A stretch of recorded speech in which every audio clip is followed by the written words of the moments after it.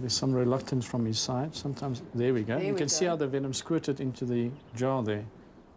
The black mamba is milked of its venom in much the same way as the puff adder. Right, but what I'll show you now is I'll just show you the little fangs. Okay. Do this carefully and concentrate. They are so delicate and so fine. Yeah. Wow. Okay. But there they are. The snake's bottom jaw is split. It has a left hand and a right hand jawbone that are not fused in the center over here. Right.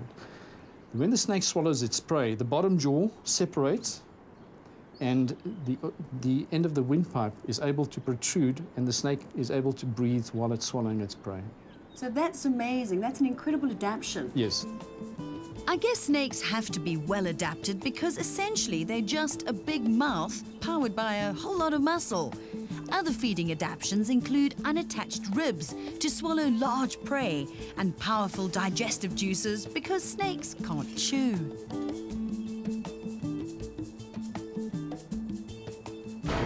There he goes into his little home. What we've just seen is incredibly dangerous, and this is not something you should be doing at home. This is not something you should be doing in a rural environment if you do find a snake in the sugarcane, okay? This takes years and years of training and really, Mike, understanding that animal's behavior and knowing what body movement it would do before it strikes so you can avoid it. Right. How often do you milk? Is it on a weekly basis, daily basis? I milk once a month only. The reason for that is when you extract the venom from a snake, that manual manipulation actually gets more venom than the snake would normally inject into its prey because they meter the quantity when they inject. So now when you extract the venom manually, you probably take 70 or 80% of the venom capacity in one go. So now the venom glands will take a longer time to replenish. And if the potency, for instance, is not correct, but it's too low, that delivery of venom will be wasted. So therefore, we only milk once a month. Okay. But there you can see the quantity of venom. It doesn't look much, but there is enough venom there to kill probably half a dozen adults. Very potent venom. And this is where it gets exciting, because in order to protect us from snakes, in order to protect human beings from snakes, we have to have antivenom.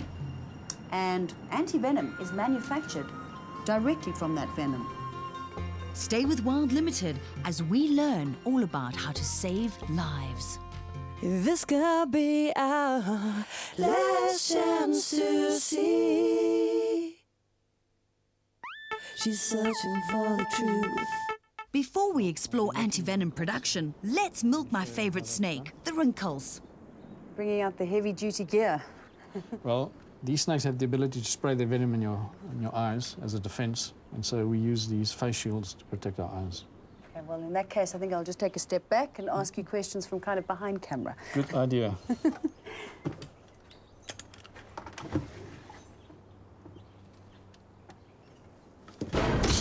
All right. All right. You see the snake is quite annoyed there.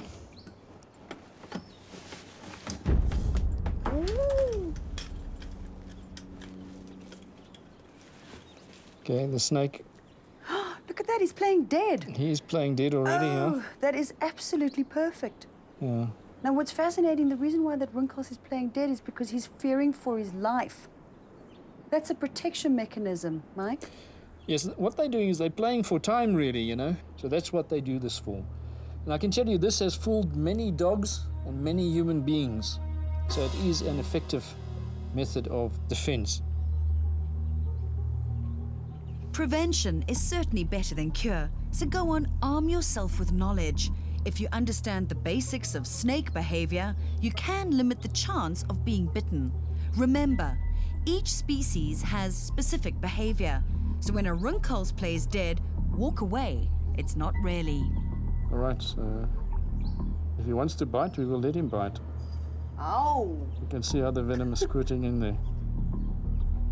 Snakes each administer their venom differently. The Wrinkles sprays his venom.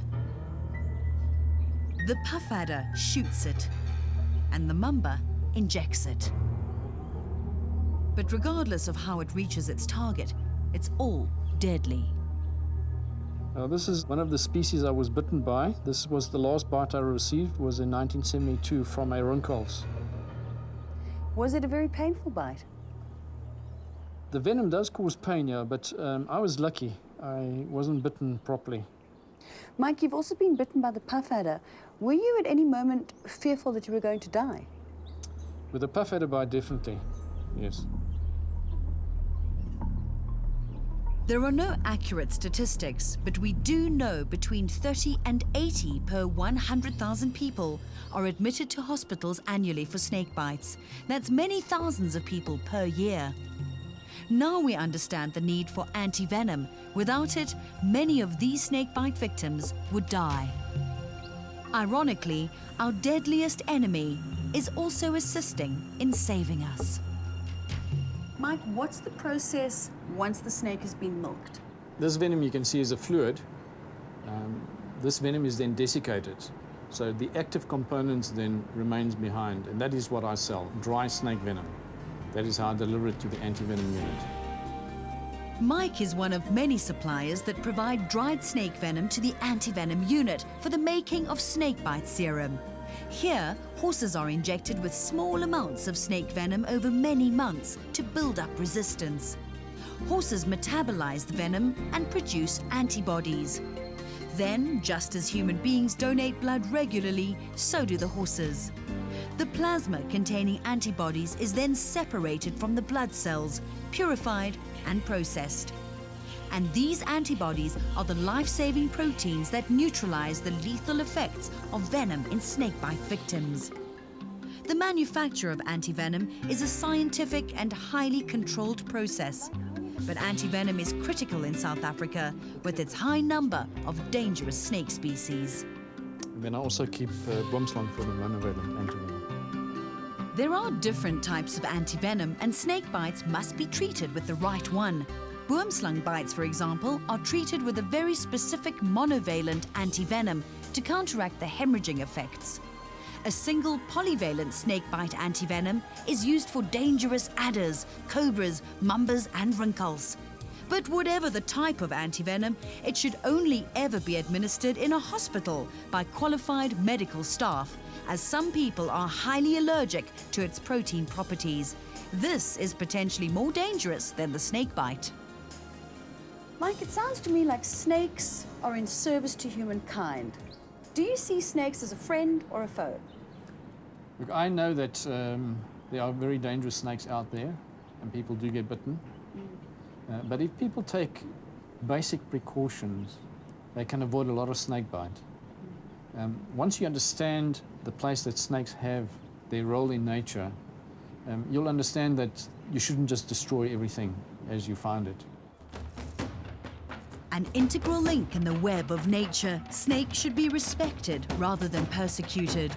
These same snakes that instill fear provide venom for the manufacture of antivenom. Snakes and horses, mortal enemies, yet human saviors. Join us on Wild Limited next week as our story continues. We'll see the role of horses, man's other best friend, in saving human lives. Digital technology provided by Sony South Africa. Production vehicles supplied by Mitsubishi.